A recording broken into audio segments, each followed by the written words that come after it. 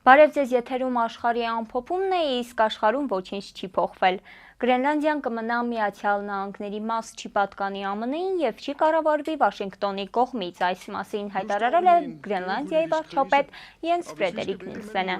Նա նշել է, եթե կղզին ընտրության առաջ կանգնի Միացյալ Նահանգների ու Դանիայի միջև, ապա կընտրի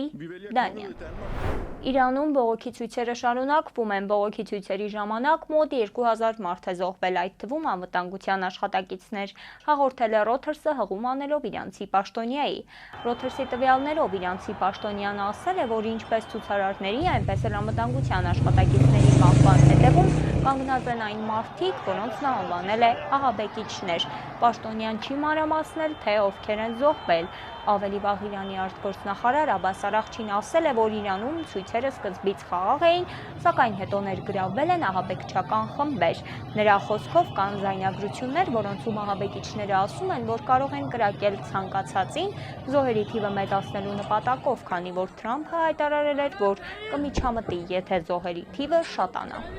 Սկսած այս պահից Իրանի հետ գործարքներ կնքող ցանկացած երկիր 25% մաքսատուր կվճարի Ամերիկայի Միացյալ Նահանգների հետ բոլոր գործարքների համար, գրել է Թրամփը Truth Social հարթակում։ Իր հերթին Սպիտակ տան մամուլի քարտուղար Քերոլայն Լևիթը հայտարարել է, որ ԱՄՆ նախագահը այլ տարբերակների շարքում քննարկում է Իրանի նկատմամբ ուժային մոտեցումները, բայց նախընտրում է նաև դիվանագիտական լուծումը։ Լևիթը ընդգծել է, որ ԱՄՆ նախագահը չի վախենում ռազմական տարբերակներ կիրառել, եթե դա անհրաժեշտ համարի, եւ Իրանը դա բոլորից լավ գիտի։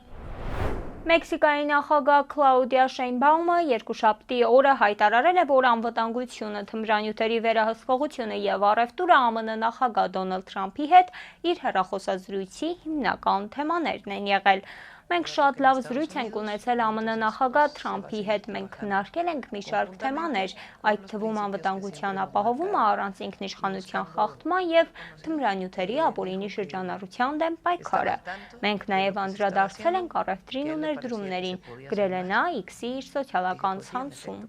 Շեյնբաումն ասել է, որ համագործակցությունը եւ փոխադարձ հարգանքը միշտ լավ արդյունքներ են տալիս։ Նա նաեւ բացառել է ԱՄՆ-ի ներխուժումը Մեքսիկա հետագայում։ Դե ինչպես հասկացաք, օրվա գլխավոր հերոսը շարունակում էր մնալ Թրամփը, իսկ դուք մնացեք մեզ հետ ավելին իմանալու համար։ Մինչ վաղը։